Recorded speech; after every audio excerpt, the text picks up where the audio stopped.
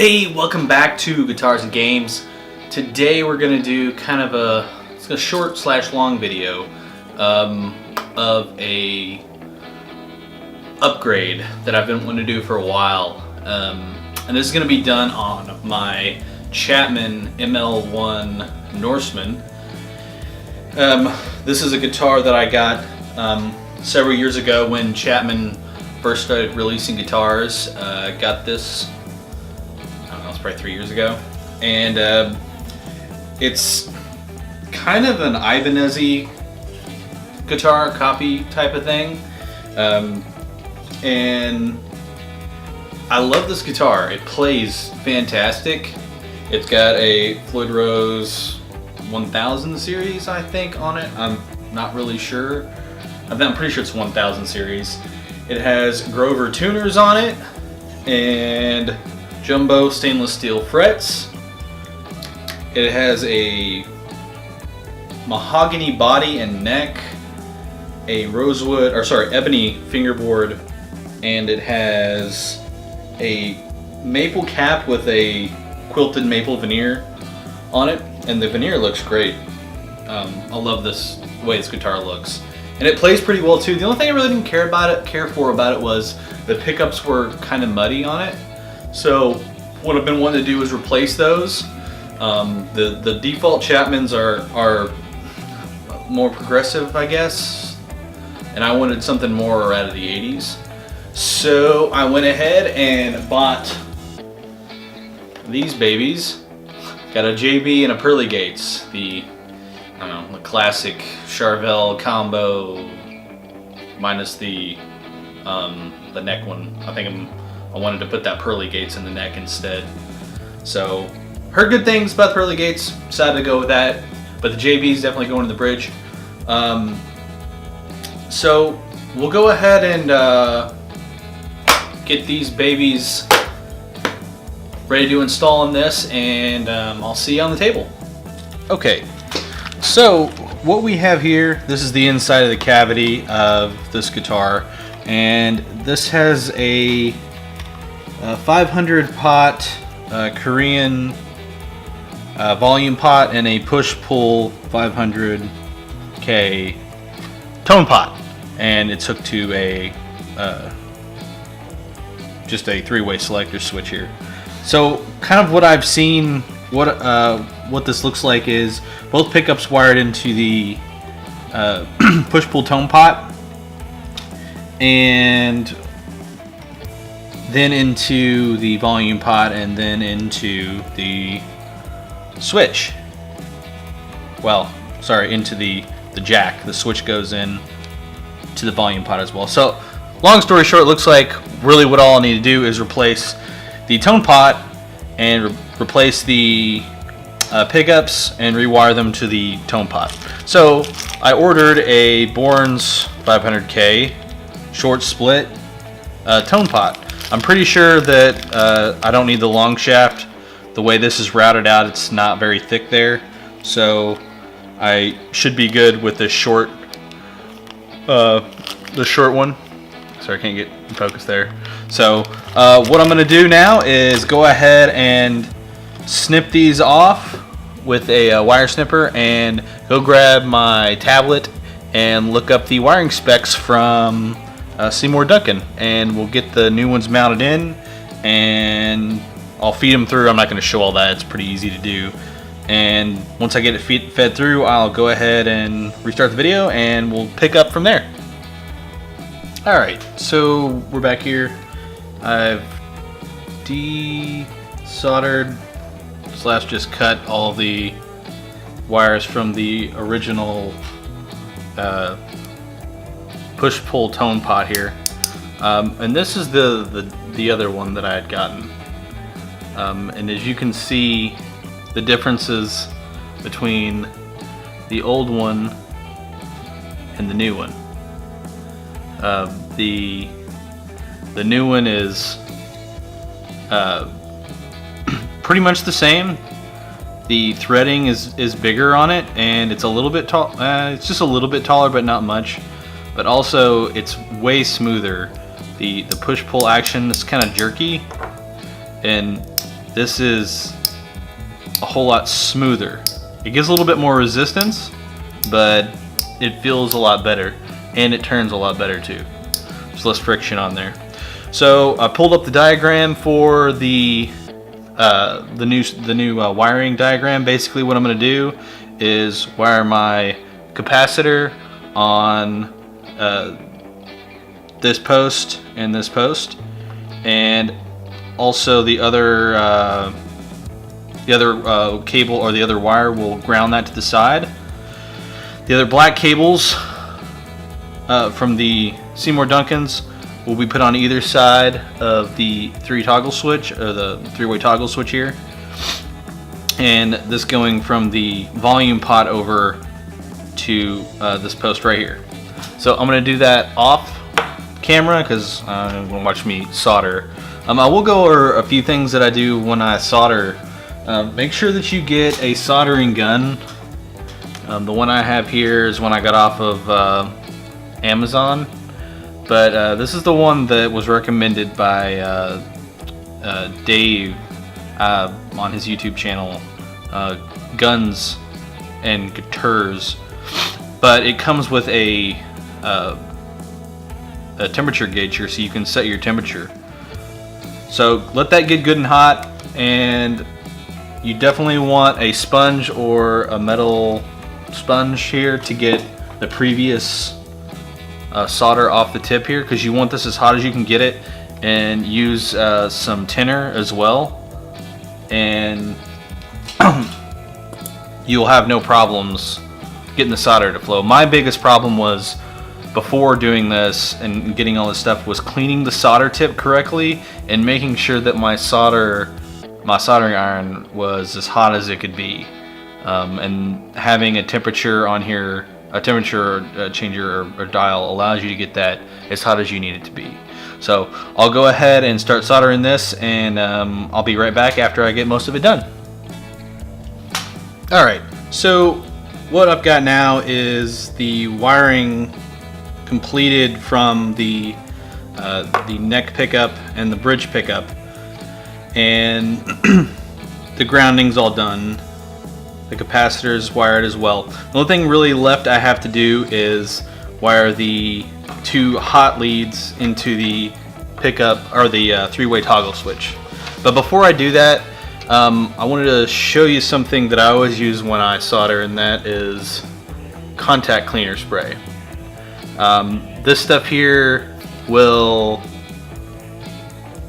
clean the oxidation that occurs when you're soldering. I'm just going to spray a little bit of this on here. It's fine for plastics and wood, it's not going to hurt anything, but it cleans off that oxidation that could have happened when you were soldering.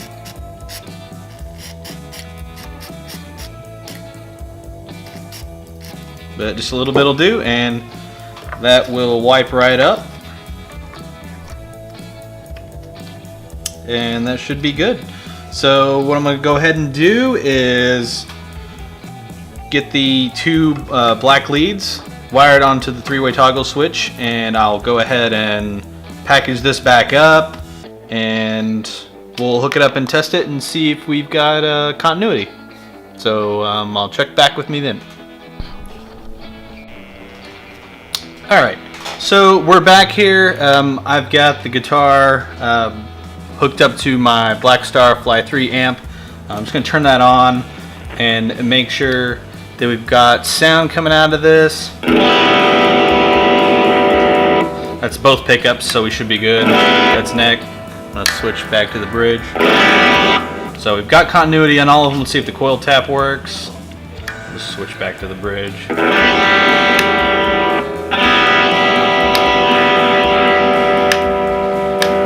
So you can hear it quiet. It's actually coil splitting. So it doesn't give you a true single coil sound, but it just basically cuts your output in half. And you can tell. One thing else I am noticing, and I wanted you to hear this because I tried it over where the amp was before, but I'm going to turn the amp volume up and I know you can hear the hum, and that's fine, but listen whenever I move this volume knob. And this is one that I didn't mess with. I didn't mess with the volume pot at all. But listen for this whenever I turn the volume.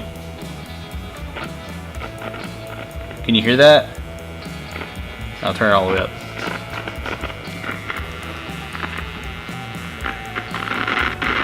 Hear that?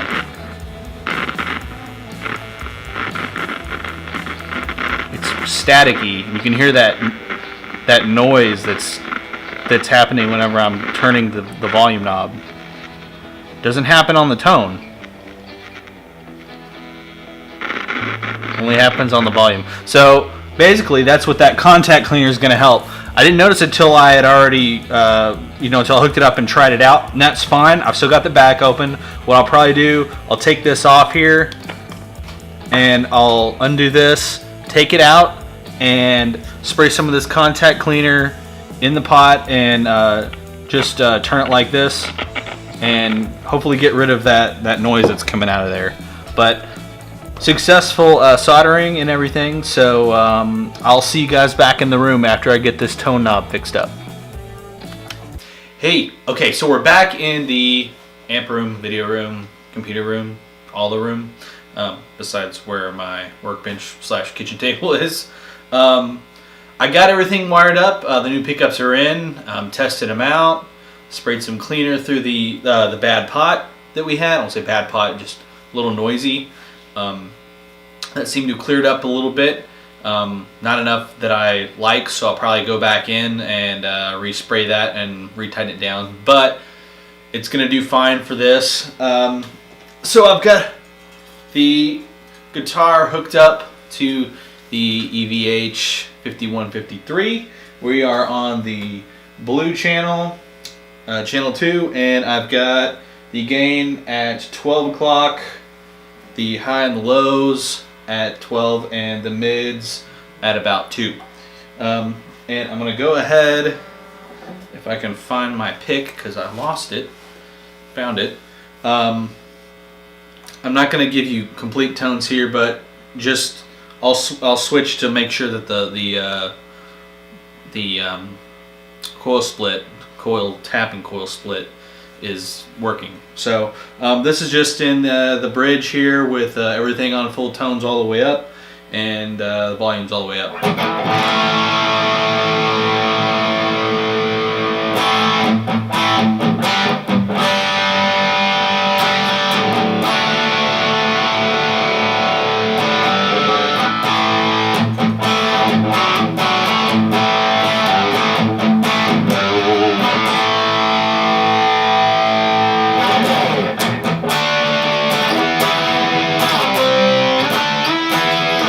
One other thing, forgive me, because this guitar hasn't been played in a long time. It is not set up. The action's all funky on it because the neck's moved, and some strings are going to be out of tune, but you just have to deal with it because I don't feel like tuning and setting up this Floyd Rose. It's going to take me a while to do it. I don't want to do it. So deal with the G string probably out of tune.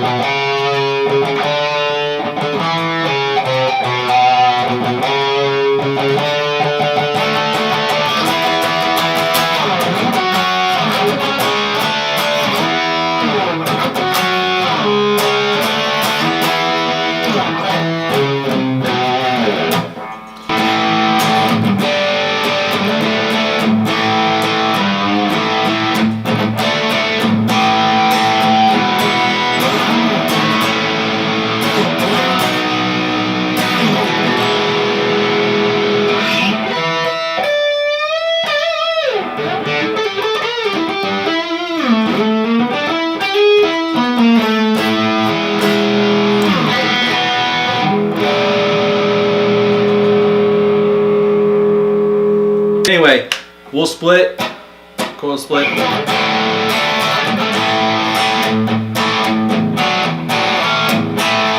off the volume a little.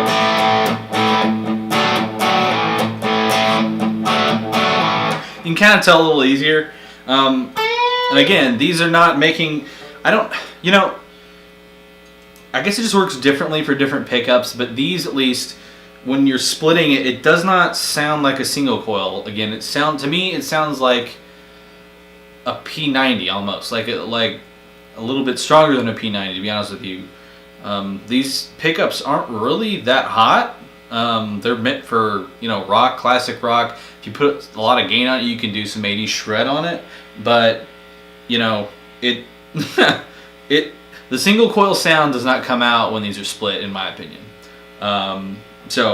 But either way,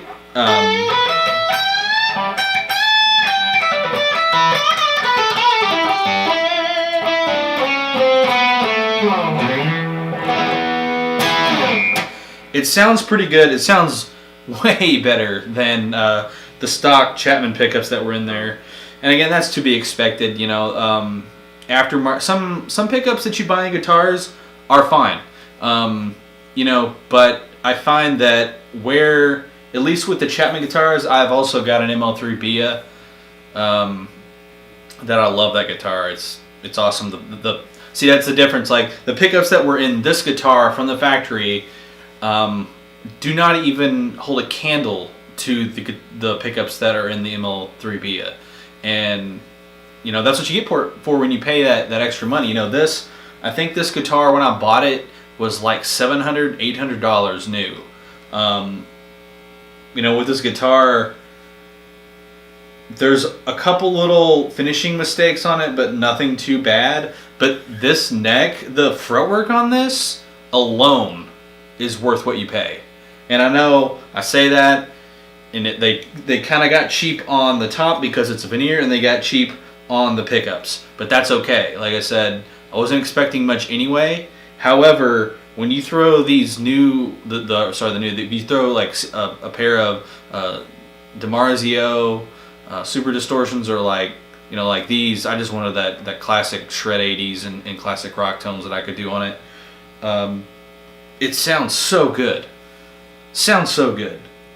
And those pickups are not cheap, so you are paying that extra money there. All right, I've already gone too long. If you have any questions on this guitar or the pickups, or any questions on the soldering that I did, don't hesitate to put them in the comments below. I'll give you some tips and stuff of any questions that you ask that at least I have experience with wiring the guitars. And again, I don't know any funky guitar wiring stuff. I just follow what Seymour Duncan has on their wiring diagrams, or what DiMarzio has on their wiring diagrams. I don't try anything out of the box, or off the cuff, I guess I should say. So thanks for tuning in, and I appreciate you guys watching. Like and subscribe to the channel, and I'll see you next time.